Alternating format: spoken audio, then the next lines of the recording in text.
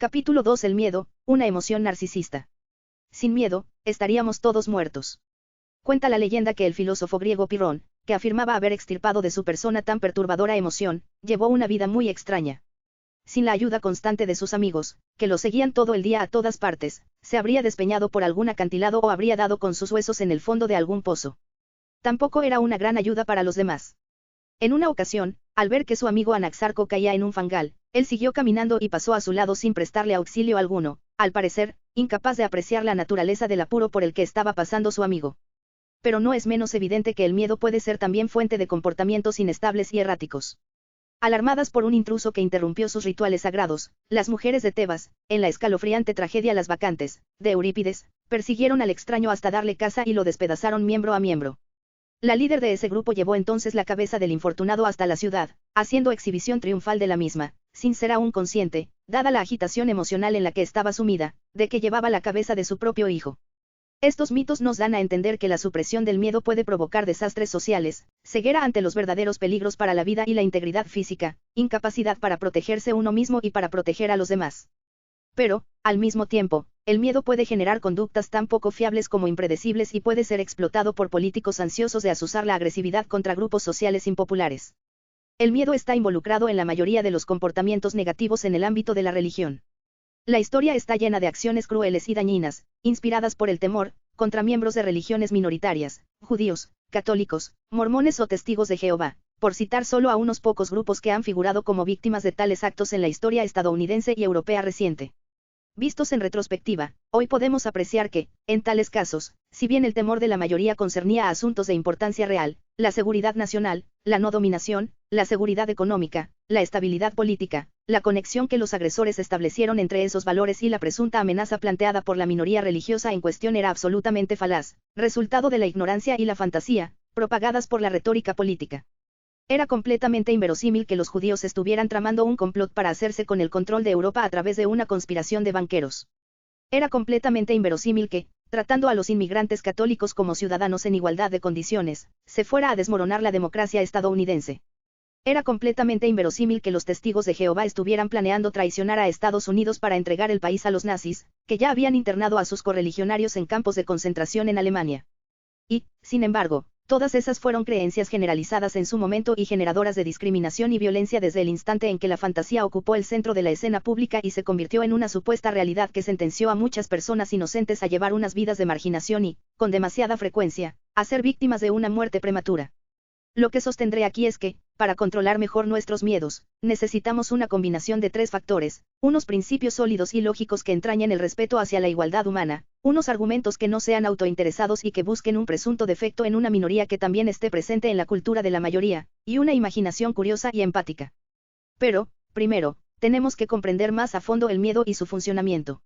Empecemos con un famoso ejemplo, sobre el que podremos regresar más tarde, armados con lo que hayamos aprendido, el mito de la supuesta conspiración judía mundial, una creencia muy extendida a finales del siglo XIX y comienzos del XX en Europa, difundido sobre todo a partir de dos influyentes documentos como fueron el Discurso del Rabino, 1872 y los Protocolos de los Sabios de Sion, H. 1902.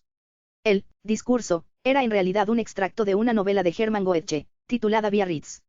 Así pues, el primer hecho extraordinario es que, a pesar de la amplia disponibilidad de la fuente ficticia original, un enorme número de personas creyeron que el discurso era históricamente real hasta el punto de que este terminó siendo invocado incluso como prueba de la autenticidad de los protocolos. La novela narraba un encuentro secreto de representantes de las 13 tribus de Israel en el cementerio judío de Praga.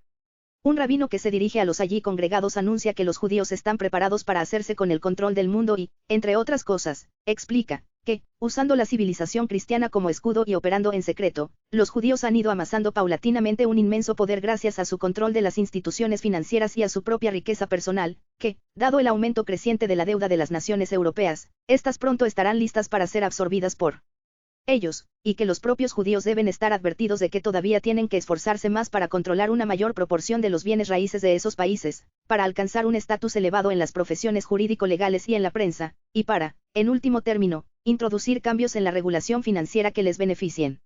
A lo largo de su discurso, el rabino no deja de recordar que la credulidad de la población en general es la mejor arma del poder judío. Los hebreos podrán seguir poniendo en práctica sus planes en secreto, sin levantar sospechas, mientras respeten al menos de forma verbal la cultura y los valores cristianos. Los protocolos, publicados inicialmente en Rusia, eran una ficción similar sobre una supuesta conspiración y fueron presentados como un presunto informe de una reunión secreta de un Congreso Internacional de los Sabios de Sion, un término que adquirió verosimilitud en aquel momento porque coincidió con la época en que se celebró el primer Congreso sionista. De nuevo, la idea básica era que los judíos lograrían la dominación mundial a través de su riqueza y de su control de las instituciones financieras, empleando la astucia y la hipocresía como armas. En este caso, sin embargo, se decía que los judíos se aprovecharían de la insatisfacción de los obreros y les incitarían a llevar a cabo la revolución socialista, con la que fomentarían el caos en Europa, un desorden que luego aprovecharían en su propio favor. Una vez más, el texto recalcaba la necesidad del secretismo y la hipocresía para el logro de tan taimados fines, y lo fácil que resultaría conseguirlos en vista de la ingenuidad de la mayoría de la población. Estos textos ejercieron una inmensa influencia y continúan siendo creídos a pies juntillas en algunos sectores y organizaciones. Y sirven para mostrarnos algunos aspectos interesantes a propósito de cómo funciona el miedo. Para empezar, el miedo tiene normalmente como punto de partida algún problema real. La gente tenía motivos para estar preocupada por la inseguridad económica, por las tensiones de clase y la posibilidad de una revolución, y por las impredecibles fuerzas del cambio político y económico que recorrían todas las sociedades europeas.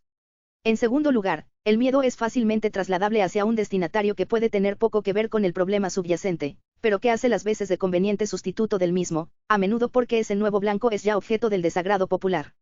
Resultaba mucho más fácil culpar a los judíos de los problemas políticos y económicos que buscar las causas reales de estos. En tercer lugar, el miedo se alimenta a partir de la noción de un enemigo que simula no serlo. La mayoría de los buenos relatos de terror cuentan con un adversario inteligente que trata de no llamar la atención y que no revela su verdadera naturaleza hasta que ya es demasiado tarde para su inocente víctima. El lobo finge ser la abuelita, y Caperucita Roja lo cree, hasta que éste se abalanza sobre ella. La trastornada protagonista de Atracción Fatal pasa perfectamente por ser una mujer de negocios competente y atractiva, y Michael Douglas no se da cuenta de que ha caído en las redes de una psicótica homicida hasta que ya es demasiado tarde. ¿Y qué norteamericana en su sano juicio sentiría la más mínima inquietud ante el afable Norman Bates? Una de las mejores historias de terror de todos los tiempos, muy próxima en ciertos sentidos a los protocolos, es la clásica La invasión de los ladrones de cuerpos.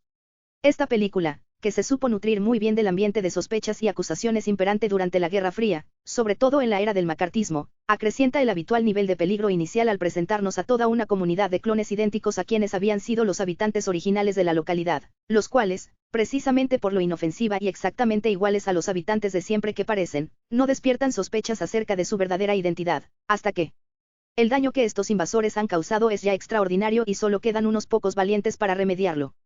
El filme explota astutamente el hecho de que el miedo se ceba en la sensación de lo oculto y lo no aparente, del peligro que acecha bajo una fachada superficial de normalidad.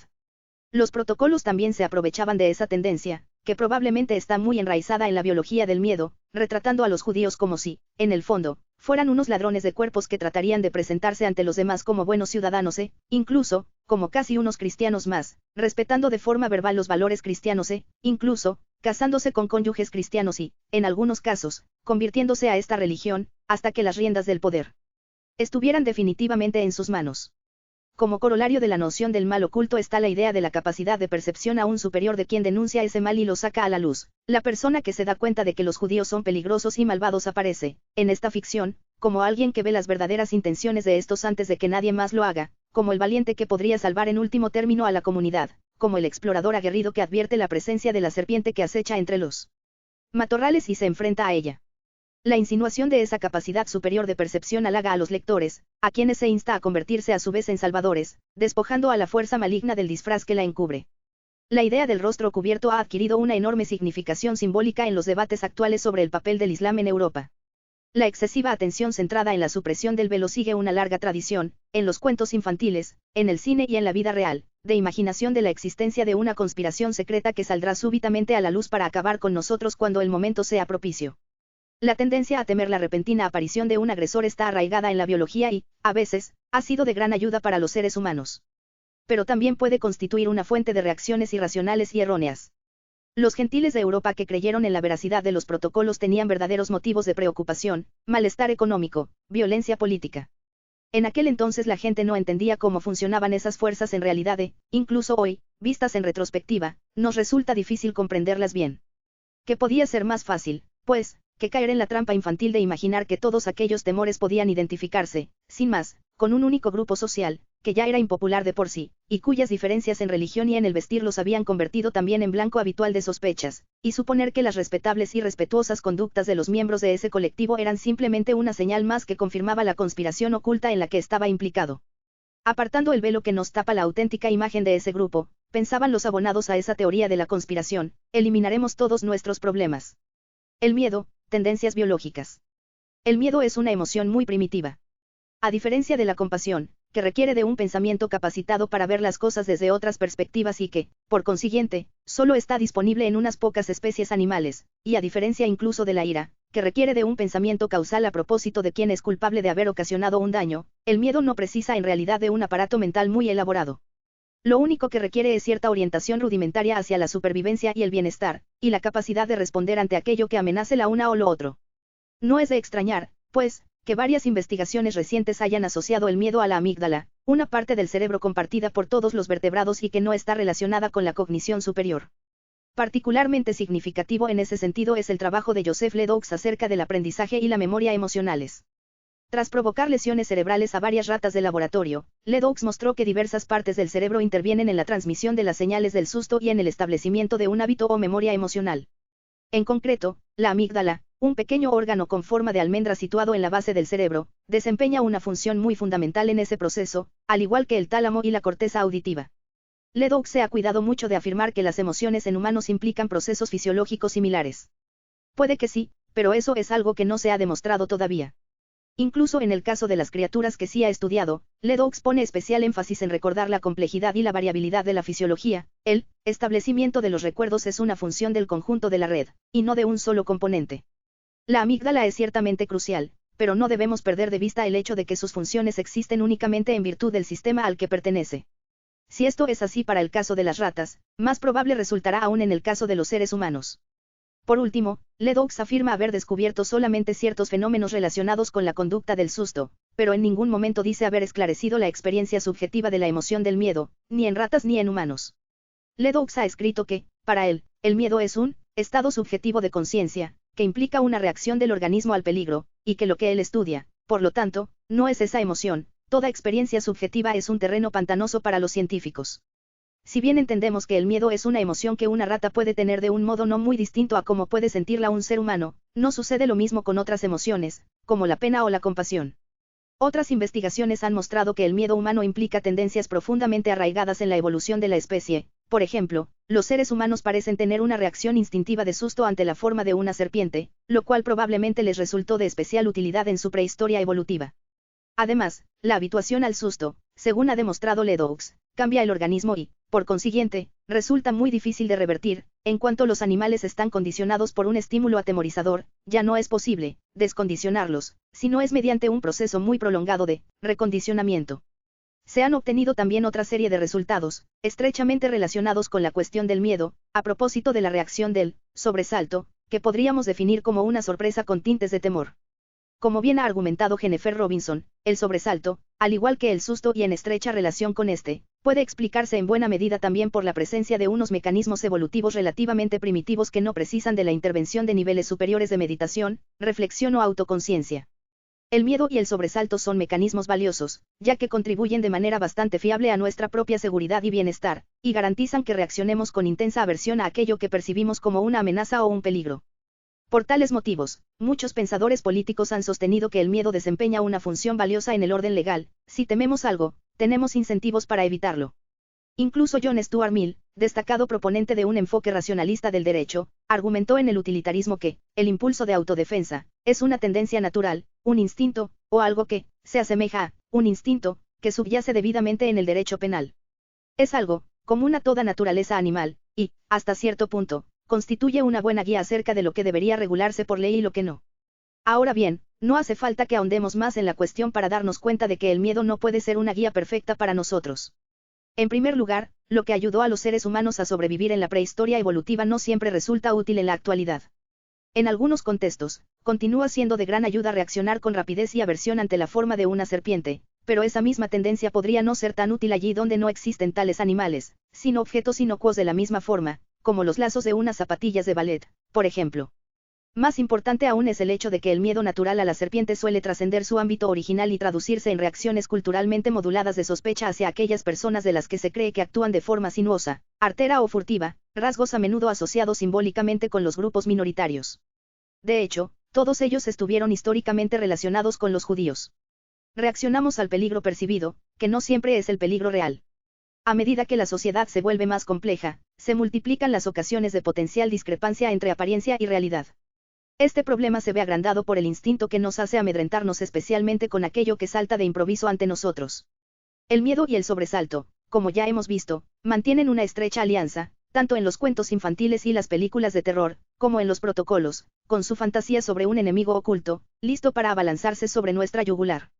Y en momentos precipitados de percepción apresurada, podemos ser especialmente propensos al engaño, sin tomarnos el tiempo necesario para comprobar si estamos viendo en realidad lo que creemos ver. La cuestión más importante tal vez sea una a la que Mill alude de inmediato tras ofrecer su limitada justificación del temor. Para que el miedo sea una buena guía del derecho y la política, debe estar moralizado por la preocupación empática, sympathy, por los demás, es decir, modulado por la consideración que debe merecernos el bienestar de todos los miembros de la sociedad. En el miedo, sostiene Mill, únicamente importamos nosotros mismos, por lo que nos haría rechazar de modo indiscriminado cualquier cosa hecha por otro que nos resulte desagradable. De ahí que el miedo no resulte ser una guía totalmente fiable para la toma de decisiones en una sociedad donde necesitamos tener en cuenta los intereses de todos. Mill sugiere que el miedo en sí se opone a la consideración de una concepción más amplia del bien, y que dicha concepción tiene que proporcionarse desde fuera, a partir de un conjunto diferente de emociones e ideas. Consideremos la impactante descripción del miedo de un joven soldado que hizo Eric Maria Remarque en su novela Sin novedad en el frente. A nuestro lado suenan 3 detonaciones.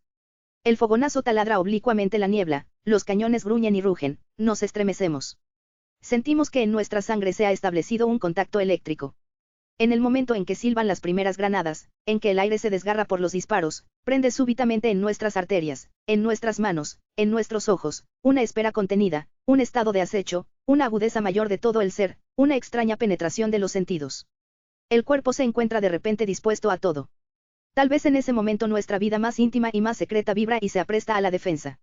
El miedo viene a ser una forma de atención agudizada, pero una atención centrada en uno mismo, solipsista incluso. Se reduce a una especie de conciencia muy viva del propio cuerpo y, como mucho, tal vez, de un reducido círculo de personas y cosas estrechamente conectadas con ese cuerpo. Remarque sabía muy bien que ese miedo puede ciertamente moralizarse. Uno de los principales temas de esta novela es el de hasta qué punto la camaradería en tiempos de guerra matiza el miedo egoísta. Pero en su libro, al igual que en el ensayo de Mill, la fuerza de esa preocupación empática general viene representada como un factor completamente externo al miedo, como un calor que arranca al protagonista de la atroz soledad del temor de la muerte al que casi se ha abandonado. Por sí solo, el miedo contrae el espíritu. El miedo, cultura y retórica. En la vida social, tal y como nos recuerda Remarque, tenemos mucho más que temer que a las simples serpientes y los animales predadores. De hecho, estas fuentes no humanas de peligro están hoy tan sometidas al control humano que resulta más imperioso aún proteger a esos depredadores de nosotros que a nosotros de ellos. Las sociedades humanas continúan viviendo bajo la amenaza de múltiples fuerzas naturales y enfermedades, pero también están amenazadas por la hostilidad humana, por la guerra, la pobreza y otros peligros aún más abstractos, las catástrofes económicas, la discriminación de colectivos, la ausencia de libertad política y religiosa, la revolución social. Esto significa que los seres humanos tienen que tomar decisiones en un mundo para el que la evolución solo los ha preparado de forma muy rudimentaria. Para que el miedo continúe siendo un motivador útil en un mundo así, las personas antes tienen que formarse una idea bastante precisa de su propia seguridad y su propio bienestar, y de los de su sociedad, algo que resulta considerablemente más complejo que la mera atención a la seguridad corporal a corto plazo, y también tienen que realizar un ejercicio de sofisticada reflexión en torno a lo que realmente supone una amenaza para ese bienestar. Nada de esto es instintivo. En cada sociedad, ese proceso de extrapolación y conformación del miedo está influido por la cultura, la política y la retórica.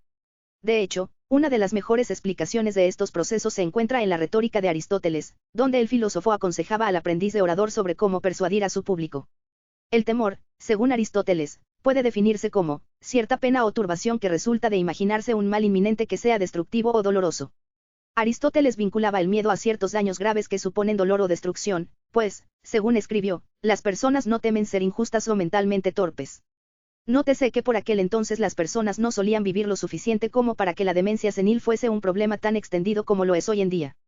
Aristóteles bien pudo haber añadido que la razón por la que las personas no temen caer en la injusticia es que ésta nunca parece ser inminente, como si pendiera sobre nosotros, ya que pensamos que tenemos nuestro carácter moral bajo control. El motivo por el que actualmente tememos perder nuestras facultades mentales como no lo temían quienes vivían en la época de Aristóteles es que hoy vemos con mayor claridad el escaso control que tenemos sobre esa cordura cuando envejecemos. De hecho, Aristóteles explicitaba esa idea un poco más adelante en ese mismo tratado: las personas no sienten temor si creen que controlan todo lo importante y que nada puede hacerles daño. El miedo, pues, está ligado tanto a una percepción de falta de control como, al menos, como objeto central del mismo, al cuerpo y a nuestras ideas acerca de su supervivencia y su salud. Aristóteles añadía que el mal debe ser visto también como algo próximo. Todas las personas saben que morirán algún día, comentaba, pero no temen a la muerte a menos que parezca inminente. Y solo tememos a otras personas, puntualizaba, cuando creemos que disponen de suficiente poder como para hacernos daño y cuando pensamos que sus intenciones son lo suficientemente malas como para que juzguemos probable que nos hagan daño. Como muestran los comentarios de Aristóteles acerca de la muerte, en la vida humana abundan los casos de ceguera autoinducida y las personas tienden a imaginar fantasiosamente que disponen de más control del que realmente tienen. En realidad, la muerte puede sobrevenirnos en cualquier momento, y esto era aún más cierto si cabe en aquella época que en la nuestra, dada la sensiblemente menor esperanza de vida por aquel entonces. Y, aún así, la mayor parte del tiempo, simplemente no pensamos en ello y nos dejamos llevar por la fantasía de la invulnerabilidad. Es lógico que tendamos a temer especialmente a aquellas personas o sucesos que pinchan el globo de semejante autoengaño. El análisis de Aristóteles encaja, pues, con nuestra observación anterior a propósito de los enemigos que se abalanzan de improviso sobre nosotros. Lo interesante es que, ni siquiera en casos más básicos y primarios, en los que el miedo obedece claramente a un impulso heredado de la evolución, se puede decir que el temor esté directamente fundamentado en los hechos. Si lo estuviera, todos iríamos por ahí cargando con el peso del temor a la muerte sobre nuestra vida diaria. La ceguera ante los hechos es otra de esas características evolutivas que han resultado sin duda positivas para nosotros. Ahora bien, en aquel tratado Aristóteles ofrecía consejos a los oradores políticos para situaciones en las que el miedo no es instintivo y que se prestan a numerosas interpretaciones o concepciones. Lo que básicamente les decía a sus lectores es que lograrían despertar una respuesta de temor y la consiguiente reacción únicamente si, a, caracterizaban ese suceso inminente como algo de suma importancia para la supervivencia o el bienestar físico de su público, b, lo retrataban como algo muy próximo en el tiempo o en el espacio, y c, hacían que las personas de ese público sintieran su propia vulnerabilidad y falta de control. Si el orador quería implicar a otras personas, y estando la retórica por medio, lo normal es que así sea, debía centrarse en el poder de esas personas y en sus malévolas intenciones. Aristóteles enfatizó en otras partes de su tratado la importancia de la propia imagen del orador ante su público: debe conseguir aparecer ante éste como alguien muy fidedigno. Ni que decir tiene que esa apariencia no siempre está al servicio de la verdad. Y es que, en realidad, Aristóteles no se estaba refiriendo en absoluto a la verdad, él se centraba en cómo el público en cuestión imaginaría la situación y en el poder del orador para influir en esas imaginaciones. Es evidente que no conocía los hallazgos biológicos que hemos comentado antes, pero, como astuto observador de las sociedades humanas que era, supo apreciar correctamente que existe un grado de flexibilidad muy elevado en cuanto al cómo y al cuándo tienen miedo las personas, y que eso brinda unas grandes oportunidades al orador. Pero siempre que entra en escena un orador, hay un margen para los errores. En la historia de la guerra del Peloponeso, Tucídides nos contaba que un orador demagogo llamado Cleón incitó a una asamblea a votar a favor de ajusticiar a todos los hombres apresados en la colonia rebelde de Mitilene y de esclavizar a las mujeres y a los niños. Y, así, se envió un navío hacia aquel lugar para cumplir tan macabra decisión. Pero entonces otro orador, Diodoto, dio un paso adelante y convenció a la asamblea de que se había equivocado en aquella votación anterior. Así que ésta cambió de postura y envió otro barco en persecución del primero para anular las órdenes previas. Por fortuna, el primer navío se vio frenado por una mar encalmada y el segundo logró darle caza. Así de fino fue el hilo del que pendieron miles de vidas. Aún antes de dilucidar cuál de esas dos resoluciones era la correcta, y es evidente que Tucídides consideraba que solo la segunda de ellas lo era, podemos estar seguros de que una de ellas era incorrecta. Sin embargo, la retórica maneja las pasiones tal como nos decía Aristóteles, produciendo tanto reacciones apropiadas como inapropiadas. En el caso del miedo, ¿cuáles son los resquicios por los que puede introducirse el error? Para empezar, las personas necesitan manejar una concepción bien meditada de su propio bienestar de la que, por desgracia, no siempre disponen. No cabe duda de que la supervivencia y la salud forman parte del bienestar, pero la gente comete muchos errores en lo que respecta a que puede contribuir a esos fines y que no. A partir de ahí, los sujetos suelen proceder partiendo de ideas mal concebidas. Aristóteles opinaba que las personas que deseen llevar una vida activa en el terreno de la política deberían reflexionar sobre qué es el ser humano, porque a menudo tienen unas ideas superficiales al respecto, ideas que un poco de meditación pueden eliminar. De ahí que dedicase la totalidad de la ética a Nicómaco a tratar esa cuestión con el objetivo explícito de mejorar las decisiones políticas. La mayoría de las personas, sostenía Aristóteles, sobrevaloran el dinero, el placer y el honor, pero mediante argumentos se les puede mostrar que, en realidad, no consideran que esas cosas sean tan importantes como dicen que son. Otros elementos, como la amistad, la actividad virtuosa y el compromiso político, son, sin embargo, infravalorados, de entrada, por las personas en general cuando se les pide que definan en qué consiste su bienestar. Pero si el miedo está relacionado con un daño potencial al bienestar personal, la persona necesita contar con una concepción correcta y precisa de lo que es ese bienestar, una concepción que se corresponda realmente con sus propios valores más profundos. La mayoría de las personas, sin embargo, no siguen el mandamiento de Sócrates que nos ordena llevar una vida examinada. La persona que sobrevalora el dinero tendrá un miedo excesivo a perderlo, la persona que infravalora la amistad tendrá, de inicio, antes de proceder a la reflexión aristotélica, demasiado poco miedo a los daños que puedan sufrir otros individuos. Como la mayoría de las personas no siguen el precepto de Sócrates, sus emociones tienden a ser inconstantes y, en ocasiones, inapropiadas para la idea misma de bienestar que suscriben, o suscribirían previa reflexión. Las ideas de Aristóteles son coherentes con la apreciación de Mill a propósito de lo limitado que es el ámbito al que se circunscribe nuestro miedo.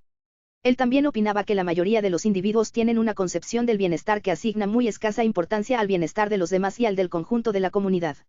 Al igual que Mill, Aristóteles creía que, tras cierta reflexión, las personas admitirían que, en realidad, suscriben un conjunto más extenso de fines, pero que, sin un proceso de argumentación como el que él expuso en su Ética a Nicómaco, y sin el consiguiente periodo de tiempo necesario para dedicarse a la reflexión ética, la mayoría de los individuos continuarán persiguiendo metas más estrechas o egoístas.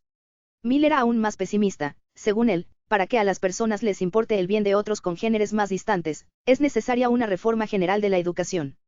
Aún en el caso de que la gente tenga una concepción adecuada de su bienestar, es muy posible que esté absolutamente equivocada en cuanto a que constituye una amenaza real para ese bienestar y que no. Algunos de esos errores pueden obedecer a una simple percepción errónea de los hechos. Otros tal vez se deban a alguna sobreestimación de un peligro real o a la subestimación de otros riesgos. En lo que respecta a otras personas, también podemos tener una impresión desacertada de sus verdaderas intenciones y planes, o de su poder real para incidir en nuestro propio bienestar. Puede que también nos creamos más vulnerables y más desvalidos ante la amenaza de lo que realmente estamos. Y, al revés, resulta igualmente posible que exageremos nuestra propia invulnerabilidad y que, por lo tanto, tengamos menos miedo y menos temores de lo que sería racional. Si juntamos todos esos peligros con las trampas ocultas en nuestro propio equipamiento evolutivo, veremos que cualquier supuesta amenaza que sea nueva o sorprendente, cualquier desgarrón súbito en nuestra capa de invulnerabilidad, o cualquier repentino convencimiento de que algo que en el momento presente nos parece inocuo puede darnos una sorpresa desagradable en breve, pueden ser factores que nos lleven a engaño. El miedo, mecanismos heurísticos y sesgos. Además de los mencionados efectos derivados de los orígenes evolutivos del miedo, recientes investigaciones psicológicas han sugerido varias formas concretas en las que el miedo puede ser erróneo o inexacto, o fomentarse por los motivos equivocados. No hay duda de que algunas de esas tendencias tienen sus propios orígenes evolutivos, pero podemos estudiarlas simplemente como tendencias humanas generalizadas. Pueden ser de gran utilidad para complementar nuestro análisis aristotélico de los problemas y probables errores relacionados con el miedo. Una fuente de errores muy común en el miedo es lo que los psicólogos llaman la heurística de la disponibilidad. Cuando tenemos vivo en nuestra experiencia un ejemplo fácilmente evocable de un problema, tendemos a sobreestimar la importancia de ese problema. Este mecanismo heurístico es una cuestión que surge con frecuencia a la hora de reflexionar sobre los riesgos medioambientales. Si las personas oyen hablar con frecuencia de un determinado peligro concreto, por ejemplo, la contaminación proveniente del Love Canal, o el aumento del riesgo de cáncer por el uso de la daminocida para potenciar las cosechas de manzanas, tenderán a considerar más importante ese peligro de lo que es y a subestimar el peligro de otras fuentes alternativas que no están tan frecuente e intensamente representadas en los medios de comunicación y que, por ello, se mantienen en un segundo plano. Otro grupo de fenómenos que ha sido estudiado precisamente en el contexto de la hostilidad étnica es el de las dinámicas de cascada, es decir, cuando las personas responden al comportamiento de otras sumándose apresuradamente a ellas. A veces se unen a esas personas por la reputación de estas, lo que se conoce como cascada reputacional, y, a veces, porque creen que el comportamiento de esas otras personas les facilita nueva información, cascada informacional.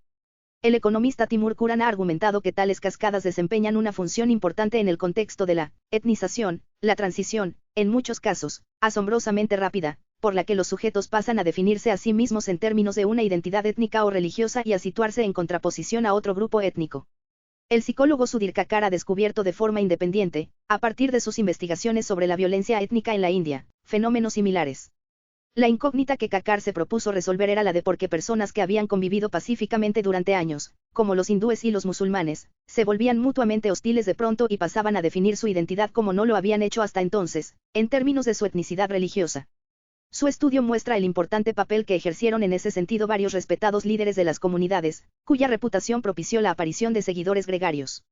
Significativa fue también la función de la introducción de nueva información acerca del supuesto peligro planteado por los musulmanes, pese a que, en muchos casos, dicha información era muy poco fiable en realidad.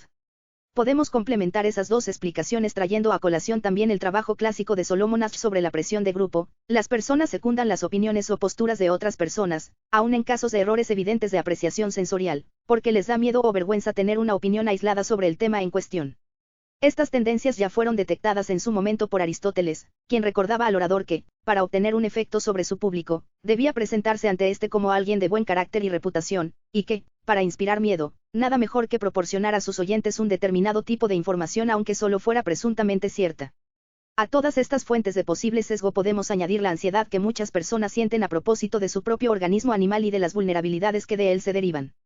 Numerosas investigaciones han demostrado que las personas sienten asco ante la visión de desechos y cadáveres humanos, y de animales y productos de animales que tengan un parecido relevante con aquellos, es decir, que sean pegajosos, viscosos, malolientes o supurantes.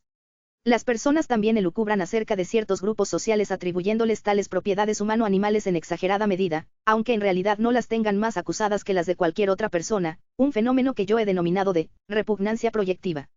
Judíos, musulmanes, mujeres, gays y lesbianas, afroamericanos, miembros de las castas inferiores de la jerarquía hindú, todos ellos han sido considerados en algún momento seres hiperanimalizados, y, de algún modo, es decir, mediante algún tipo de elucubración fantasiosa, próximos a los productos de desecho corporal de las personas que éstas tienden a rehuir. Así, se ha dicho de ellos que huelen mal, que nos recuerdan a las heces y a la sangre. La repugnancia es una sensación estrechamente relacionada con el miedo. De hecho, es un impulso a evitar la contaminación que, en el fondo, viene a ser un tipo más de miedo o, cuando menos, un primo hermano de este. Las personas temen y rehuyen a aquellos a quienes, en virtud de cierta elucubración fantástica de animalidad, atribuyen tales propiedades. Ahora podemos conectar esa tendencia al asco o a la repugnancia con la tendencia al sobresalto en situaciones de sorpresa. Supongamos que el grupo A tiene la impresión fantástica de que el grupo B es viscoso, pegajoso, repugnante e hiperanimal. Sin embargo, los miembros de ese grupo B tienen el mismo aspecto que los del grupo A. ¿Qué podría explicar que los observadores de A tuvieran esa paradójica impresión? Muy sencillo, los de B deben de estar ocultando algo. A partir de ahí, se desarrolla la idea fantástica de que, bajo la inocua apariencia exterior de esas personas se esconde algo nauseabundo que podría salir repentinamente a la superficie y acabar con los miembros de A. La historiadora de la moda Anne Hollander ha argumentado muy perspicazmente que ese tipo de fantasías se prodigaron con especial facilidad durante las épocas en las que estaba bien visto que las mujeres se cubrieran las piernas y las caderas con faldas más o menos anchas. Se las veía como a una especie de sirenas, humanas en su mitad superior, pero con un área secreta oculta que era indescriptiblemente infecta y que podía causar, de pronto, un profundo asco o, incluso, la muerte. De ahí la tesis de Hollander, según la cual el traje entallado, como atuendo femenino, constituyó toda una declaración de la igualdad de condición humana de las mujeres. Hoy en día, por ejemplo, no nos son desconocidas las fantasías de esa clase referidas a la homosexualidad masculina. Según estas, esos hombres se parecen físicamente a nosotros, pero cuando se quitan la ropa, mezclan heces con sangre de un modo que nos resulta tan indescriptiblemente repugnante como profundamente amenazador. Los escritos panfletarios que atacan los actos homosexuales apelan a un miedo muy primario a la contaminación con productos de desecho animal, con los que los actos homosexuales masculinos supuestamente mantendrían una singular afinidad, y que los gays transmitirían luego al resto de nosotros, ya fuera deseándonos o simplemente mirándonos, cuando no trayendo incluso a extranjeros, con sus gérmenes foráneos, hasta las costas estadounidenses. Sander Gilman, historiador cultural, ha demostrado por su parte que esa misma clase de ficciones eran muy comunes entre las ideas que se tenían popularmente acerca de los judíos. Para mucha gente, los judíos ocupaban un escalón más próximo a lo animal que los arios. Su nariz se consideraba una señal de hiperanimalidad, en parte, por cierta conexión fantástica que se establecía entre nariz y pene. Pero la disimilitud se suponía mucho mayor cuando se los imaginaba sin ropa, bajo sus vestimentas había algo vil y repugnante. De ahí que prevaleciera la idea de que el cuerpo del judío era distinto, con pezuñas en los pies como los cerdos, por ejemplo, o con periodos menstruales tanto entre los hombres como entre las mujeres. Hasta cierto punto, esa fantasía estaba estrechamente asociada a la ansiedad que producía una realidad, la circuncisión masculina. Desde ese punto de vista, era realmente cierto que los judíos eran diferentes cuando se desnudaban, pero esa diferencia, gran fuente de inquietud, por cierto, para los hombres no judíos, alimentó la idea fantástica de un cuerpo supuestamente grotesco y repugnante en todos los sentidos. El cuerpo judío, como los participantes en las presuntas tramas judías para hacerse con el dominio de toda Europa, podía vestirse con el más apropiado y correcto de los atuendos externos, pero su ocultación misma bajo ese ropaje alimentaba la fantasía de su supuesta peligrosidad. Conviene recordar que las personas diferentes suelen propiciar ese tipo de fantasías patológicas. Si se tapan el cuerpo, la fantasía en cuestión puede cobrar aún mayor intensidad a partir de la idea misma de la ocultación, que alimenta a su vez la anticipación ilusoria de una amenazadora revelación posterior. Son muchos los elementos que intervienen en el temor que tantas personas sienten ante el burque, pero uno de los que como mínimo deberíamos valorar es la propensión de la mente humana a imaginar horrores y vilezas diversas e inenarrables bajo tipos distintos de ropaje, encubridor. Volvamos ahora de nuevo a los protocolos de los sabios de Sion preguntándonos cómo puede ayudarnos nuestro análisis de las deformaciones provocadas por el miedo a entender qué hizo que los protocolos cautivaran la imaginación de tanta gente, qué hizo que personas en principio racionales creyeran una ficción tan fácil de desenmascarar como aquella. Todas las fuentes aristotélicas del error se hacen evidentes en este caso. El autor de aquel libelo presentaba a un grupo de personas, que en realidad eran bastante débiles y muy desfavorecidas en el plano social, como si estuvieran dotadas de una fortaleza imponente, prestas para conquistarlo todo. Al mismo tiempo, representaba al resto de la población de Europa, que, de hecho, llevaba siglos rechazando a los judíos y negándoles la más elemental igualdad, como un grupo de personas impotentes por culpa de su propia ingenuidad y su credulidad. Para dotar de verosimilitud a semejante panorama, añadía algún que otro toque de verdad, como las alusiones al éxito de algunos judíos en el mundo de la banca, así como a la evidente inteligencia de algunos judíos y a sus logros en muchos sectores de la sociedad. En ese sentido, la heurística de la disponibilidad formaba parte de la estrategia del calumniador. Bastaba con pensar en los Rothschild y cualquiera podía creer que todos los judíos eran ricos y poderosos banqueros. Bastaba con pensar en los diversos intelectuales de gran fama y de origen hebreo para suponer que todos los judíos eran un prodigio de inteligencia y sagacidad. La heurística de la disponibilidad prácticamente garantiza la atribución ficticia de poder e influencia a cualquiera de esos grupos, pues es muy probable que los miembros individuales de un subgrupo oprimido que consigan hacerse conocidos para la mayoría de la sociedad estén también entre los más poderosos y exitosos de sus miembros. La concepción de bienestar manejada por el autor de los protocolos era simple y obvia: la seguridad y la supervivencia de los europeos cristianos. Los judíos aparecían representados en el libro como una amenaza para ese otro grupo dominante. Al convertir aquel debate en un asunto de semejante urgencia, el autor impedía la más mínima valoración seria de la justicia social con la que realmente se trataba a los judíos o del modo más apropiado para abordar políticamente las diferencias religiosas. La repugnancia no era algo que se evidenciara de un modo directo en aquel texto, pero este giraba básicamente en torno a la idea del encubrimiento y a la existencia de un temible lado oculto tras la superficie, normal, de los hechos. Los europeos estaban rodeados por todas partes de judíos que se hacían pasar por personas normales y simpáticas, pero que, llegado el momento, en un futuro no muy lejano, no dudarían en lanzárseles encima por sorpresa para aniquilarlos. Por último, los efectos en cascada son también un elemento muy importante para comprender el extendido arraigo de aquel texto. Bastó con que algunas personas de gran reputación le dieran crédito para que otras también lo hicieran y así, sucesivamente, en una especie de estampida, basada en la falsa ilusión de estar adquiriendo una información nueva y perentoria.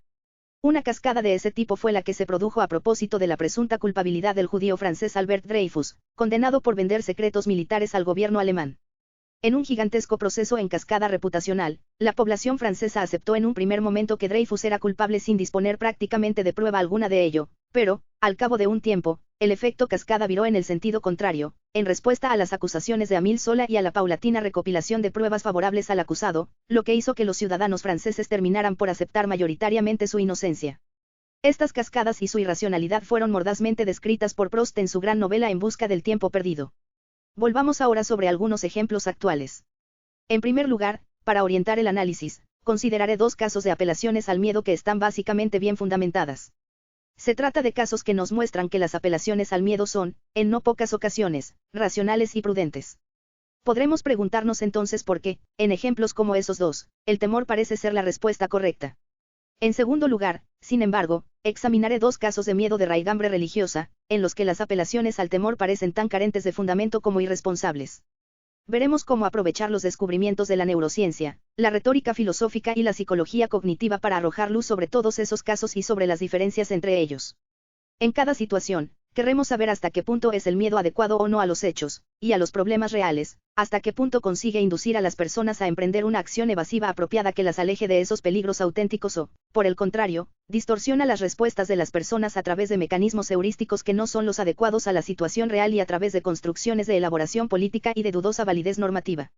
El miedo racional, el huracán Irene, la aplicación de perfiles identificativos en los controles aeroportuarios. A finales de agosto de 2011, un potente huracán llamado Irene barrió la costa este de Estados Unidos. Los meteorólogos mantuvieron informadas a las autoridades y a la población en general acerca de su trayectoria y su intensidad probables, y sus previsiones dieron motivos para pensar que ese fenómeno atmosférico podía golpear con inusitada fuerza la zona de la ciudad de Nueva York. El alcalde, Michael Bloomberg, no dejó de dirigir comunicados a la población durante todo ese periodo, instando a tomar las máximas precauciones. De forma reiterada, transmitió a sus ciudadanos el mensaje de que aquel huracán era una amenaza grave ante la que no podían estar tranquilos, el mensaje, en definitiva, de que tenían razones para temer por su seguridad. Al final, ordenó la evacuación forzosa de algunas zonas más próximas al nivel del mar y también recomendó encarecidamente a otros habitantes de la ciudad que abandonaran temporalmente los demás barrios que estuvieran en situación potencial de riesgo. Aunque se abstuvo de cometer las exageraciones en las que se prodigó la prensa sensacionalista en aquellos instantes, pérfida Irene, huracán monstruoso apunta directamente a la ciudad de Nueva York, el monstruo se acerca. El enfurecido Irene se abre paso violentamente hacia las costas de Estados Unidos y de la ciudad. No se cansó de espolear el temor en la población con frases de este estilo: no se bañen en el mar, es muy peligroso, pónganse en contacto con sus familiares, pasen la noche en otro lugar, salgan de ahí ahora mismo, no subestimen el peligro.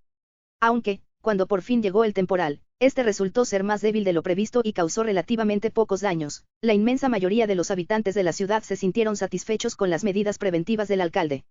He ahí un caso de un político que asusó el miedo, que incluso utilizó la tendencia de las personas al sobresalto ante la sorpresa representando el peligro como algo de gran magnitud, repentino e inminente, y que, aún así, entendemos que actuó de modo correcto. ¿Dónde radicó la corrección de su actuación? En primer y fundamental lugar, su apelación al miedo se basó en los indicios científicos más actualizados y precisos con los que contaba. En segundo lugar, supo caracterizar el peligro de forma bastante precisa y sin distorsiones. Lo que se le venía encima a Nueva York era un fuerte huracán, no un castigo divino por el matrimonio homosexual ni ninguna de las otras bobadas grotescas que se dijeron por aquel entonces. En tercer lugar, esos llamamientos suyos se basaban en una concepción del bienestar que nadie podía rebatirle y que podríamos resumir así: la vida y la seguridad tanto de uno mismo como de sus seres queridos debe estar por encima del puro hábito o de la simple comodidad. En cuarto lugar, Bloomberg estaba abordando un problema auténtico: las personas son criaturas de costumbres a las que cuesta mucho desviar de sus cómodas rutinas, sobre todo cuando el sol brilla aún en un día aparentemente claro. La heurística de la disponibilidad desempeña en momentos así un papel distorsionador. La mayoría de los neoyorquinos nunca ha vivido un huracán de gran magnitud, por lo que era fácil que tendieran a creer que aquel meteoro no iba a ser peor que una tormenta normal y que aquellas informaciones serían una falsa alarma, hasta que el huracán llegase finalmente a la ciudad y fuese ya demasiado tarde para irse. Así que Bloomberg estaba desactivando en realidad las distorsiones propias de la heurística de la disponibilidad, haciendo que la población tuviera constancia del peligro y que éste fuera palpable. Por último, aquel temor no buscaba demonizar ni estigmatizar a ningún colectivo particular de personas, ni estaba afectado por fantasías sobre una supuesta contaminación. Bloomberg intentó poner en marcha una cascada informacional encaminada hacia un comportamiento juicioso y responsable, y lo consiguió, aunque no sin antes imponer las ya mencionadas evacuaciones forzosas. Es muy probable que, sin la vehemencia de la apelación del alcalde al miedo, la población se hubiera confiado y hubiera caído en la complacencia, por lo que esa inducción de temor tuvo un papel decisivo en el buen resultado final. Acercándonos un poco más al terreno que principalmente nos ocupa, nos encontramos también con el caso de la aplicación de perfiles identificativos, atendiendo a ciertos criterios no individuales, sino colectivos, a la hora de seleccionar a ciertas personas para cacheos y registros corporales completos en los controles de pasajeros de los aeropuertos, así como con la elaboración de listas de prohibición de vuelo, que impiden que ciertos sospechosos de terrorismo se suban a ningún avión, unas medidas implantadas a raíz de los atentados del 11S y de otros casos de terrorismo ligados a la actividad de grupos extremistas islamistas. En líneas generales, se trata de medidas razonables siempre que se apliquen con un mínimo de tacto y habilidad. Responden a un problema auténtico y, si bien el número de incidentes terroristas es pequeño, su naturaleza catastrófica hace que la precaución sea razonable cuando el único inconveniente que provocan es colas de espera más largas y alguna que otra molestia o incomodidad. Dicho de otro modo, la idea de bienestar invocada en este caso es también una que nadie podría discutir. Por fortuna, los nuevos detectores con los que se pueden practicar registros o inspecciones de cuerpo entero en los puestos de control eliminan la necesidad de cacheos, lo que ha permitido restituir un mayor nivel de igualdad al trato dispensado a los viajeros en general. Pero incluso en estos momentos, es probable que continúe siendo prudente la utilización de perfiles colectivos en el control de pasajeros y que, si se aplican de forma respetuosa y sobre la base de una buena información y de indicios auténticos, no resulten tan ofensivos. Señalar o individualizar a personas de una determinada religión o etnia en vez de a otra siempre es problemático, porque conlleva riesgos de estigmatización de todo un grupo y de exacerbación de tensiones. Por ese motivo, es mejor que la información y los métodos de los servicios de inteligencia sean lo más precisos y afinados posible, y se alejen de políticas tan burdas como la de parar a todo pasajero que se llame Ali porque ese nombre sale en una lista de individuos sobre los que pesa una prohibición de vuelo, o, más aún, como la de parar a todo musulmán por el hecho de serlo, una política que sería tan ineficaz como estigmatizadora. De hecho, hoy en día, son innumerables los errores y abusos de todo tipo que se han cometido en ese terreno, y que resultan además ineficientes tanto por el hecho de que están basados en información puramente rudimentaria como porque contribuyen a distanciar aún más a los miembros de la comunidad en cuestión, que podrían ser precisamente las fuentes más valiosas de información para los servicios de inteligencia. Es asimismo gravemente ofensivo considerar únicamente a los musulmanes como potenciales terroristas e ignorar la existencia de otros grupos violentos, neonazis, ecoterroristas y demás. Todo sistema que proceda de ese modo no estará velando por el bienestar general, sino simplemente actuando sobre la base de burdos estereotipos. En último término, la mejor política será probablemente la consistente en inspeccionar a todo el mundo, como ya hacen actualmente los detectores corporales. Los aeropuertos de la India han aplicado con éxito una política de cacheos de cuerpo entero para todos los pasajeros, practicado siempre con respeto y en la privacidad de una cabina protegida con una cortina, sin retrasar indebidamente con ello a los viajeros. Pero siempre entra dentro de lo razonable que los agentes del orden público actúen a partir de, como mínimo, algunas generalizaciones inferidas a partir de información fiable. De ese modo, la población no se acostumbra a ver a todos los musulmanes como sospechosos de terrorismo y no extrae de la disponibilidad del 11S como crimen paradigmático la falsa conclusión de que una elevada proporción de las personas de esa religión son criminales. Aún así, y como de todas formas no deja de ser un hecho que existen grupos extremistas islámicos violentos que, en realidad, suponen una amenaza en muchos países, es razonable que las fuerzas de seguridad traten de detectar y responder a esa situación, preferiblemente del modo menos ofensivo y estigmatizador posible. Minaretes en Suiza, asesinatos en Noruega. En los dos primeros casos que acabamos de exponer, el miedo estaba bien fundado, y la respuesta a un temor de esa clase, siempre y cuando estuviera bien diseñada y planteada, sería perfectamente racional. Pasemos ahora a un terreno más problemático, el de la fabricación retórica de un temor que no responde a la evidencia ni a una sólida argumentación y que, además, se fundamenta sobre una concepción cuestionablemente excluyente del bienestar. La mayoría de las mezquitas carecen de álmines o minaretes, torres desde donde se llama a los fieles a la oración. Ese es un elemento arquitectónico presente únicamente en las mezquitas de mayor tamaño y situadas, por lo general, en zonas urbanas. En toda Suiza, solo existen en la actualidad 4 minaretes, en Zúrich, Ginebra, Winterthur y Wangen-Baolten. El país cuenta con, aproximadamente, unas 150 mezquitas o locales para el rezo y son musulmanes unos 400.000 de sus casi 8 millones de habitantes. Suiza es una nación próspera con un impresionante PIB per cápita, un gran nivel en materia de salud y unos índices educativos moderadamente altos. Ocupa el 13º lugar en índice de desarrollo humano según el informe sobre desarrollo humano de 2010, con una esperanza de vida al nacer de 82,2 años, una de las más altas del mundo, y una media de años de escolarización de 10,3. Pero comparte varios de los problemas a los que se enfrentan la mayoría de los países europeos. Tiene una tasa de fertilidad muy baja, aproximadamente de 1,46, y, por tanto, una población cada vez más envejecida. Inevitablemente, pues, Suiza depende de la inmigración para mantener su nivel productivo. Aunque la desigualdad económica es baja en este momento, hay motivos para temer lo que pueda pasar en el futuro si la productividad se resiente del envejecimiento demográfico actual y si los nuevos inmigrantes no consiguen alcanzar el nivel educativo necesario para desempeñar los puestos de trabajo cualificados que impulsan el actual modelo suizo de desarrollo. De ahí que la preocupación en torno a los inmigrantes y su asimilación sea perfectamente racional hasta cierto punto. Suiza, además, se enorgullece de su característica independencia y de su historial de no alineamiento. Tradicionalmente neutral, no es miembro de la Unión Europea, UE, y sigue su propio criterio en muchos aspectos, incluido el hecho de haber sido la nación europea más tardía, y con diferencia, en conceder el derecho al voto a las mujeres, en 1971. Así que el orgullo suizo por su identidad diferenciada se siente probablemente herido con cierta asiduidad por la necesidad de asimilar a tantas personas venidas de fuera en un periodo de tiempo relativamente corto. Podrá conjugarse una asimilación de esa magnitud con el tradicional carácter suizo. Ese es un motivo de preocupación que puede ser racional hasta cierto punto, aunque con tendencia a adquirir en poco tiempo un peso simbólico desproporcionado que degenere en una desagradable xenofobia.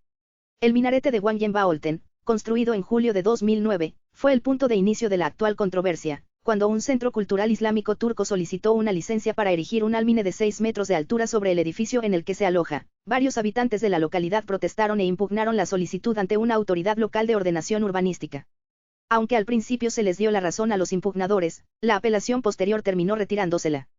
Aquel contratiempo llevó a un grupo de políticos derechistas de la Unión Democratique du Centre y la Unión Democratique Fédérale a lanzar una campaña más amplia en contra de la construcción de minaretes en todo el país. Ese grupo, que se autodenomina Comité Herkinger, insiste en que los álmines no son ninguna obligación religiosa, lo cual es evidentemente cierto, pues no están más preceptuados por los escritos sagrados islámicos que los campanarios de las iglesias cristianas lo están por las sagradas escrituras. Añade también que el minarete no es más que un símbolo de una toma islámica de poder. Esto último, desde luego, no tiene nada de cierto. El álmine tiene un significado religioso, es el lugar desde el que se llama a la oración. Es un símbolo religioso opcional, como lo son las torres de una iglesia. El grupo puso en marcha una campaña para la ilegalización de la construcción de nuevos álmines en Suiza y logró finalmente organizar un referéndum nacional sobre la cuestión, que preguntaba a los ciudadanos del país si deseaban añadir la siguiente frase a la Constitución helvética: se prohíbe la construcción de minaretes. La medida fue aprobada en noviembre de 2009 con un 70% de los votos. Los sondeos previos al plebiscito preveían una derrota contundente de los prohibicionistas, lo que demuestra que el electorado no quería mostrar claramente sus intenciones, o bien que se dejó arrastrar por factores emocionales en el último momento. La campaña a favor de la prohibición incluyó varios temas. En primer lugar, estaba el miedo a la destrucción de los valores y la identidad tradicionales de Suiza. Habremos dejado de ser suizos sin que ni siquiera nos demos cuenta, comentó un votante. El segundo tema era la amenaza a la seguridad. Un videojuego por internet llamado Ataque al Minarete mostraba álmines que iban surgiendo en medio de un idílico paisaje campestre suizo caracterizados como misiles. Al final del juego, saltaba un mensaje en pantalla que decía: fin del juego. Suiza ha quedado cubierta de minaretes. Vota para prohibirlos el 29 de noviembre. Un tercer tema fue el de los derechos de las mujeres. Destacadas feministas se sumaron al llamamiento para la prohibición argumentando que el álmine era un primer paso hacia la dominación masculina. Si les damos el minarete, acabarán vistiéndonos a todas con burques, dijo una votante.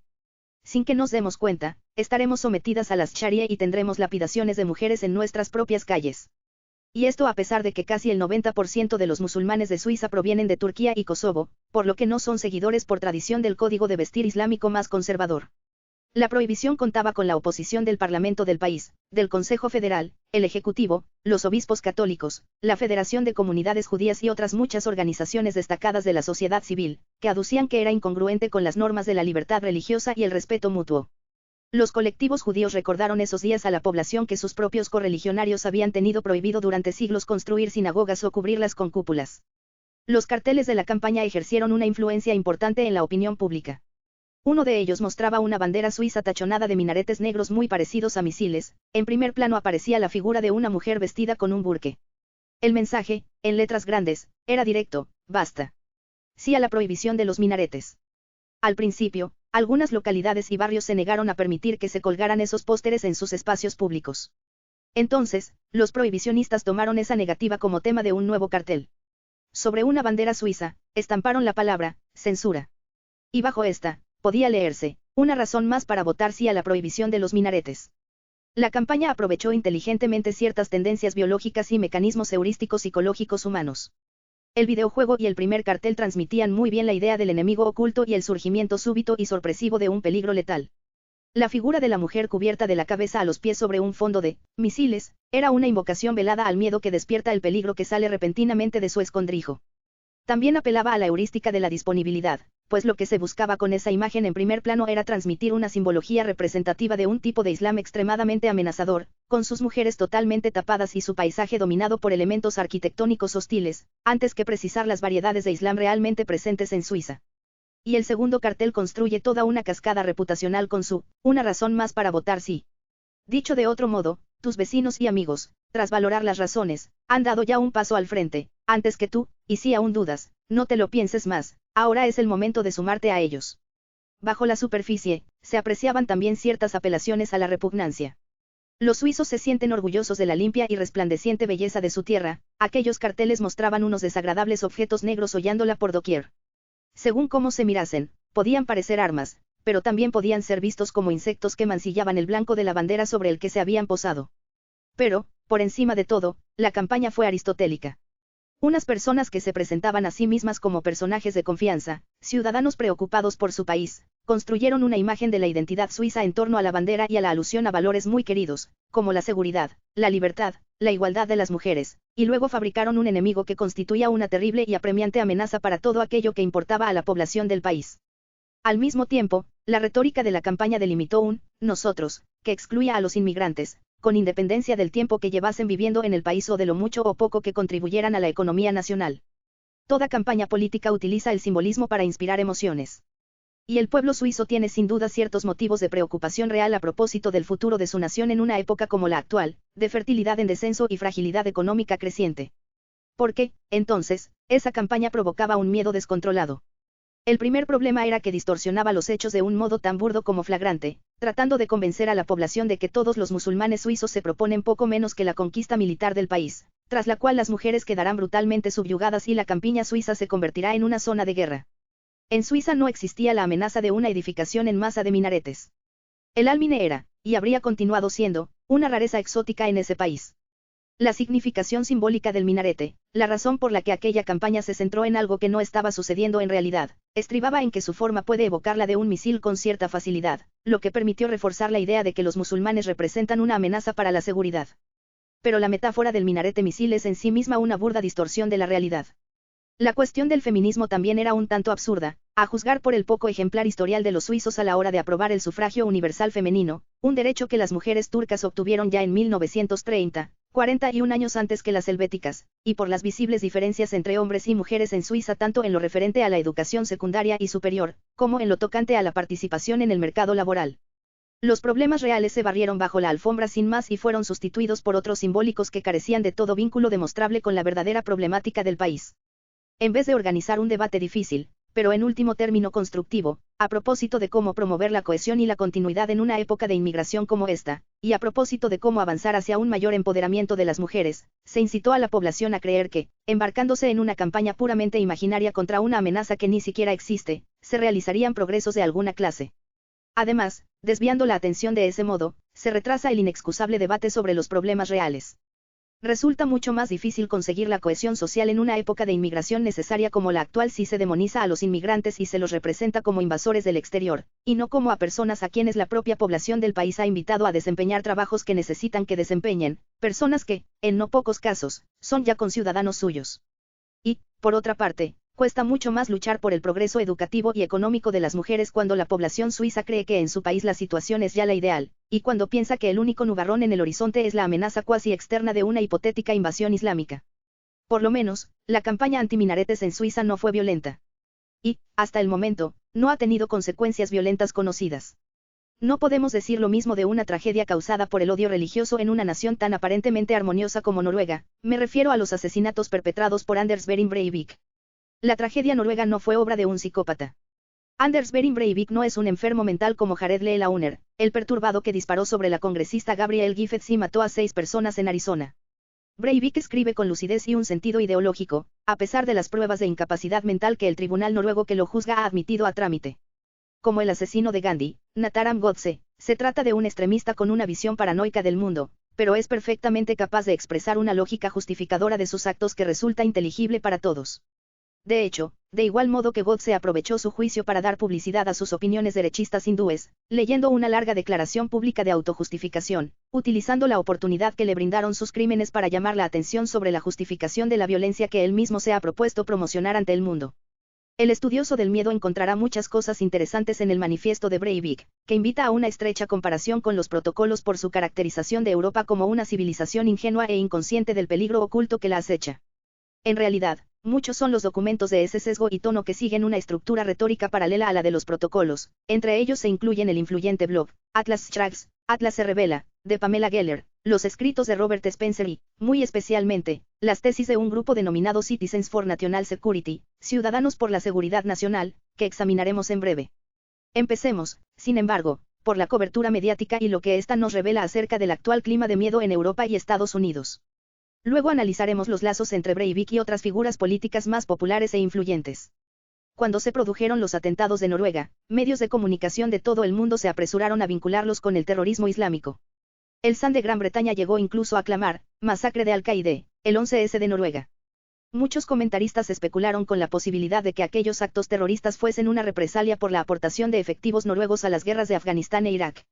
Horas después de que se hubiese sabido que se había detenido a un hombre caucásico alto y rubio, de lengua y etnia noruegas, la CNN y la Fox seguían recurriendo a su particular diccionario de expresiones típicas para referirse a la yihad.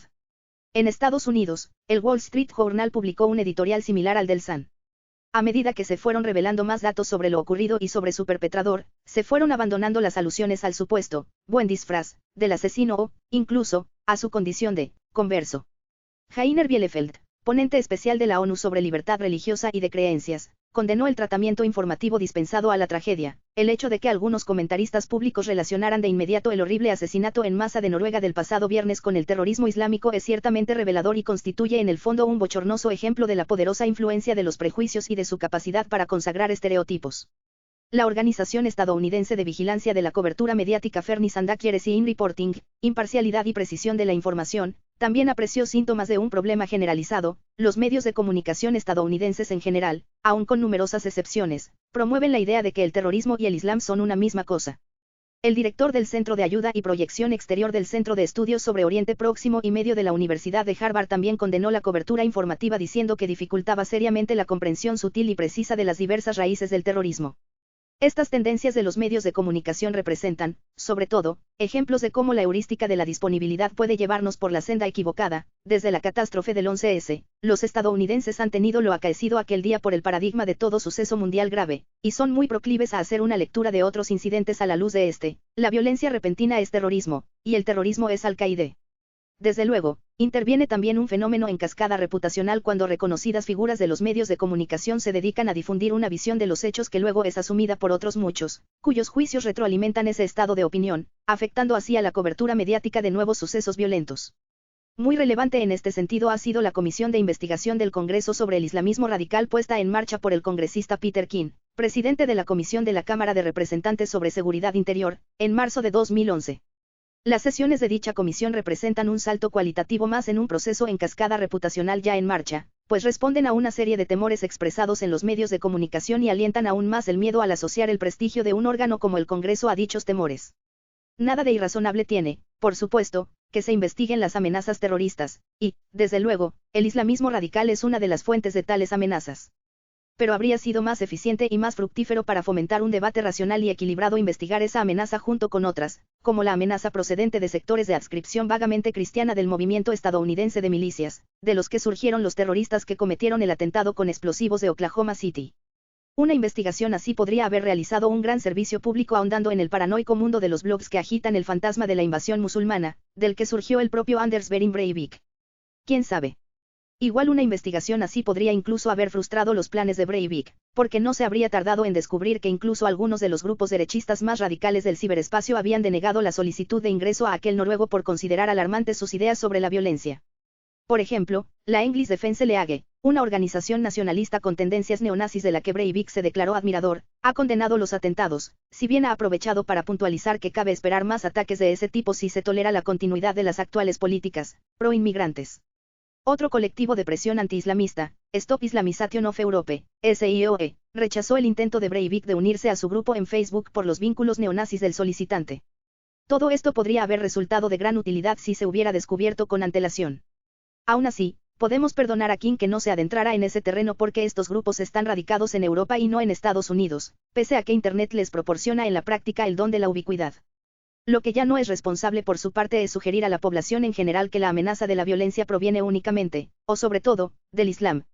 Como bien señaló el Washington Post al respecto, el atentado de Oklahoma City había sido el acto terrorista más letal en territorio estadounidense hasta el 11S, y la organización terrorista más implacable y violenta del país, durante todo el siglo pasado fue el Ku Klux Klan. Más irresponsables aún son las declaraciones del propio King en las que insinúa que toda la comunidad islámica estadounidense, y no solo una minoría marginal y radical, es sospechosa. Este congresista ha comentado en repetidas ocasiones que los musulmanes estadounidenses en general no cooperan como es debido con las fuerzas de la ley y el orden. Y, en una ocasión, llegó incluso a afirmar algo tan injurioso e infundado como que, entre el 80 y el 85% de las mezquitas de este país están controladas por fundamentalistas islámicos. Lo cierto es que declaraciones estridentes como esta, e investigaciones que ponen en la picota a una única comunidad, pueden terminar por producir con el tiempo el fenómeno que King tanto denuncia en la actualidad. Cuando un grupo está sujeto a la estigmatización, su cooperación con las fuerzas de seguridad tiende a decrecer. Según una encuesta realizada en Nueva York y Londres por dos profesores de Derecho, Aziz Uku, de la Universidad de Chicago, y Stephen Schulhofe, de la Universidad de Nueva York, y por un profesor de Psicología, Tom Tyler, de la Universidad de Nueva York, la percepción de discriminación va en aumento entre los musulmanes y esto podría tener con el tiempo un significativo efecto negativo sobre la cooperación. Justo después de los atentados de Breivik, transcurridos apenas unos meses después de la investigación de King, se dio a conocer un grupo autodenominado Citizens for National Security, Ciudadanos por la Seguridad Nacional, cuyas tesis fueron llevadas a Washington por Allen West, congresista republicano por Florida, quien dijo apoyar la labor de dicha organización en un comunicado de prensa leído en el edificio Cannon House, ubicado en el complejo del Capitolio. Las tesis del mencionado grupo no se apartan apenas de la retórica de los protocolos. Sus proponentes vienen a decir que los musulmanes forman en Estados Unidos una especie de quinta columna, que subvierte las instituciones norteamericanas desde dentro. Aseguran contar con una lista de 6.000 musulmanes estadounidenses que mantienen lazos con la organización islámica egipcia Hermanos Musulmanes. Estos ciudadanos por la seguridad nacional no quisieron publicar los nombres de esas 6.000 personas, pero sí elaboraron un sofisticado diagrama en el que se detallaban los flujos de las presuntas influencias extremistas en la organización benéfica islámica Holy Land Foundation, Fundación Tierra Santa. El grupo declaró que había sido difícil compilar los datos necesarios para confeccionar aquel diagrama de flujo debido a la campaña de negación y engaño intencionados de los hermanos musulmanes, mediante la aplicación de una complejidad igualmente intencionada. La vaguedad de aquellas acusaciones, la formulación de una teoría de una conspiración de gran alcance y la afirmación de que los musulmanes ocultan y engañan casi por definición son elementos que bien podrían haber sido extraídos de los mismísimos protocolos, pero lo cierto es que los seres humanos son propensos ya de por sí a tales juegos de amedrentamiento, sin necesidad de mayores influencias directas. Hay otro aspecto de la cascada reputacional que merece ser mencionado aquí. El FBI, al que los ciudadanos norteamericanos tenemos encomendada la labor de investigar la actividad terrorista en Estados Unidos, parece estar atrapado en dicha cascada y, desde luego, contribuye a ella con sus decisiones en cuanto a los grupos e individuos que elige vigilar. En los días inmediatamente posteriores a los ataques de Breivik, se supo que el FBI había recomendado a su personal, como lectura sobre el Islam, un libro del extremista Robert Spencer, The Truth About Muhammad, Founder of the World's Most Intolerant Religion, La Verdad sobre Mahoma, fundador de la religión más intolerante del mundo. Spencer, cofundador junto con Pamela Geller del grupo Stop the Islamicization of America, Paremos la Islamización de Estados Unidos, ha encabezado junto a la propia Geller la protesta contra el Centro Cultural Musulmán proyectado para un emplazamiento próximo a la Zona Cero de Nueva York. Tanto Spencer como Geller fueron citados reiteradamente por Breivik en su manifiesto. Su organización ha sido catalogada como grupo de odio por el prestigioso centro jurídico Southern Poverty. En ningún caso se les puede culpar de las acciones de Breivik, que ambos han condenado. Tampoco el hecho de que Breivik los haya mencionado debe ser motivo para que el FBI no recomiende sus obras como material de lectura. El problema radica más bien en que el libro en cuestión es un ejercicio de paranoia de la más nula fiabilidad, muy similar al manifiesto de Breivik en lo que a ideas paranoicas se refiere. Recomendó el FBI el libro de Spencer como parte de una investigación sobre el extremismo estadounidense. Por desgracia, la respuesta a esa pregunta es claramente, no. Esa lectura iba acompañada de una presentación en PowerPoint elaborada por la Unidad de Comunicación Policial del FBI, encargada de la formación de los recién ingresados en el cuerpo. Con aquellas diapositivas se perdió una oportunidad de oro para proporcionar a los agentes en formación conocimientos históricamente bien fundados y suficientemente matizados sobre las variedades del Islam, los distintos orígenes nacionales de los musulmanes estadounidenses, y las diversas culturas en las que los musulmanes viven en la actualidad.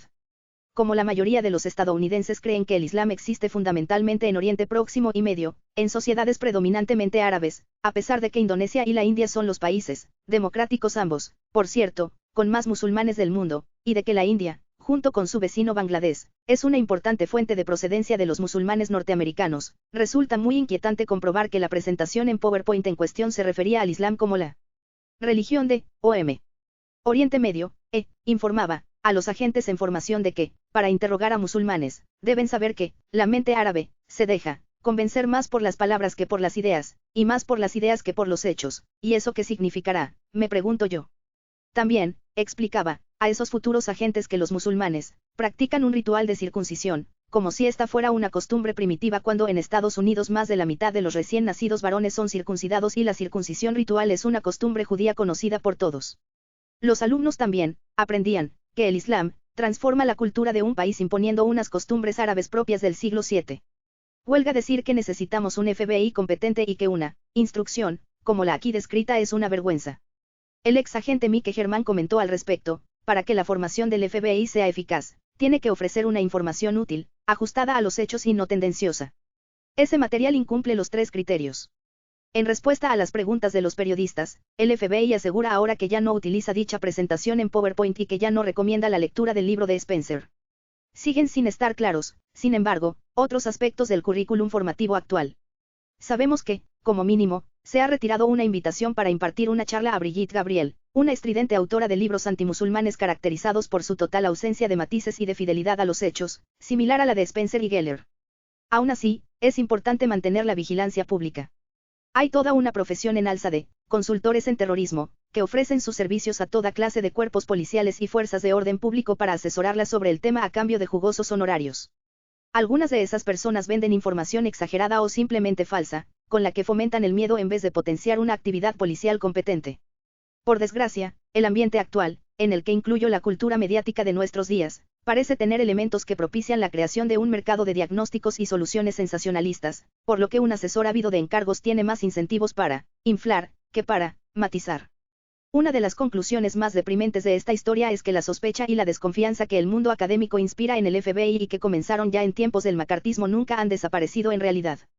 La inteligencia británica logró un gran éxito durante la Segunda Guerra Mundial y consiguió salvar a su nación y al mundo libre al reclutar a los mejores académicos del país, de toda edad y disciplina. El filósofo J. L. Austin estuvo entre aquellos cuya habilidad y liderazgo resultaron cruciales. Por aquel entonces, Estados Unidos siguió el ejemplo de Gran Bretaña. El filósofo del lenguaje Willard Van Ormenkine formó parte del equipo de la Armada dedicado a descifrar mensajes codificados y llegó a alcanzar el rango de capitán de corbeta. En la actualidad, la guía intelectual de figuras como Austin y Kine ha sido reemplazada por la de tipos como Robert Spencer y Brigitte Gabriel. Por culpa de ello, nuestro mundo es un lugar mucho menos seguro. Un último aspecto de la cobertura mediática, o quizá debería decir, encubrimiento mediático, del caso Breivik es el de una extraña admisión que hizo Pamela Geller en su blog, Atlas Shrugs, que tiene como principal propósito, según su autora, desenmascarar una presunta conspiración musulmana para hacerse con el dominio de Occidente. Sabemos que Breivik ha citado a Geller en sus escritos, pero eso no es algo de lo que podamos culparla. Ahora bien, el nexo entre ambos podría ser más complejo. Geller mantiene correspondencia y charlas con muchas personas acerca de la amenaza musulmana mundial. En 2007, publicó un correo electrónico enviado desde Noruega que concluía una larga diatriba contra los musulmanes con estas líneas: estamos acumulando un arsenal de armas, munición y material. Esto va a pasar muy pronto. En aquel momento, en su sección de comentarios a aquella entrada, la propia Geller dijo que había borrado el nombre del remitente para evitar que aquella persona fuera investigada y procesada. Tras los atentados de Breivik, el blog suprimió aquellas delictivas frases de la entrada de 2007.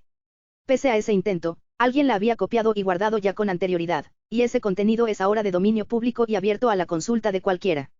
¿Era Breivik el remitente? De ser así, al publicar aquella entrada como si fuera anónima para proteger la identidad de quien la había enviado, Geller impidió a las fuerzas policiales investigar aquella amenaza terrorista. En vez de ocultarlo, debió denunciarlo. Y lo mismo cabe decir en el supuesto de que no fuera Breivik, en cuyo caso, además, debería preocuparnos el hecho de que haya otra persona violenta, o personas violentas, pues en la entrada se emplea, nosotros, suelta por ahí, capaz de organizar algún ataque en el futuro. En cualquier caso, Geller debe dar a la policía toda la información de que dispone. El narcisismo del miedo. El miedo es primitivo. Hemos visto que esto es así incluso en términos fisiológicos, pues el miedo está conectado a procesos del cerebro primitivo compartidos por todos los vertebrados, y el miedo humano, pese a ser más complejo en muchos sentidos, participa de esos orígenes animales comunes. Podríamos decir que la energía nerviosa del joven soldado de Remarque, aquella que hace que el mundo a su alrededor se contraiga hasta quedar reducido a su propio cuerpo tembloroso, es poco más que una respuesta animal, en el fondo primitiva, limitada exclusivamente a su cuerpo y a su supervivencia. Solo cuando las necesidades de los demás lo arrancan de esa inmersión en sí mismo, logra tener conciencia de ellas. Eso no significa que el miedo no sea valioso y hasta exacto en muchas ocasiones, pero la visión del mundo que nos permite es extremadamente estrecha. A diferencia de la pena y de la preocupación empática, no admite la realidad plena de las demás personas. Y cuando se alía con la repugnancia, el miedo humano es, en ciertos sentidos, peor que el miedo animal, pues los animales no van por ahí inventándose fantasías sobre otros grupos de animales, imaginándolos impuros y animalescos, a diferencia de sí mismos. Así pues, el miedo humano combina las limitaciones animales con una tendencia singularmente humana a rehuir la animalidad, aquella que siempre se percibe o se imagina en otros. Ni siquiera cuando el miedo está socializado, integrado dentro de la cultura y la retórica, llega a estar realmente moralizado, en el sentido en que Mill entendía el término. Siempre se encuentra implacablemente concentrado en la propia persona y en su seguridad. Esa estrechez de su ámbito de atención es un hilo común que recorre los casos de miedo que hemos estudiado. Durante la campaña del referéndum suizo se indujo en el electorado una percepción de amenaza colectiva y se le animó a centrarse en unos aspectos muy limitados, relacionados con la identidad y la seguridad personales, en vez de impulsarle a que mirara hacia afuera para que se interesara por la tarea de construir una sociedad que incluya apropiadamente a todos sus miembros. No se veía a los inmigrantes como personas propiamente dichas, sino que se los percibía desde la estrecha perspectiva del ego, como si fueran misiles preparados para atacar a la patria. Igualmente, la respuesta de los medios de comunicación a los actos de Breivik, inspirada por el miedo, fue ver aquellos atentados, de los que se desconocía aún su verdadera naturaleza, como una repetición del trauma del 11S y, por consiguiente, contemplarlos una vez más desde el estrecho prisma del yo, o del nosotros, y de las amenazas a esa primera persona.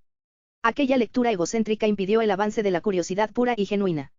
En estos y otros muchos casos, tanto el temor y la inquietud de carácter episódico como el miedo crónico demuestran ser más narcisistas que otras emociones. Todas las emociones miran el mundo desde la perspectiva del individuo que las experimenta y desde el conjunto de metas e intereses de dicho individuo, desde luego, no lo miran desde la nada, es decir, desde un punto ideal de imparcialidad. Sufrimos por aquellos a quienes conocemos y no por aquellos a quienes no conocemos. Sentimos compasión por una persona cuya historia nos resulta muy presente y no por una abstracción incorpórea. De ahí que todas las emociones adolezcan de cierta estrechez de enfoque y dificulten la imparcialidad total. El miedo, sin embargo, va más allá, porque amenaza o impide el amor. El poeta Dante describió todos los vicios como formas de exagerado amor propio, es decir, como una niebla, que se interpone entre nosotros y la realidad plena de las otras personas. La filósofa y novelista Iris Murdoch aún desarrolló mucho más esa idea y sostuvo, y mostró en sus novelas, que las personas tienen muchas dificultades para ver a otras como seres plenamente reales y merecedores de su interés porque viven ensimismadas y ven a los demás únicamente a través de la bruma ofuscadora que forman sus propias necesidades y planes. Para que alguien vea, o ame, a otra persona, tiene que pasar por un proceso de abandono de la subjetividad pura, un selfín. Pero en El Príncipe Negro, una de sus novelas más perspicaces, Murdoch llegó a afirmar algo más: la ansiedad, o miedo crónico, es la forma básica de ese exceso de amor propio que perjudica al amor en sí. La ansiedad es lo que mejor caracteriza al animal humano. Es quizás el nombre más general para todos los vicios cuando operan en un bajo nivel. Es una suerte de concupiscencia, de temor, de envidia, de odio. Tienen suerte los que son suficientemente conscientes de este problema para realizar un mínimo esfuerzo encaminado a reprimir esa ofuscadora preocupación. La tendencia natural del alma humana es la protección del ego. El miedo es una preocupación ofuscadora, un sentimiento de concentración intensa en el yo que oscurece nuestra visión de los demás. Por valioso y esencial que resulte en un mundo ciertamente peligroso como el nuestro, el miedo es en sí mismo uno de los grandes peligros de la vida.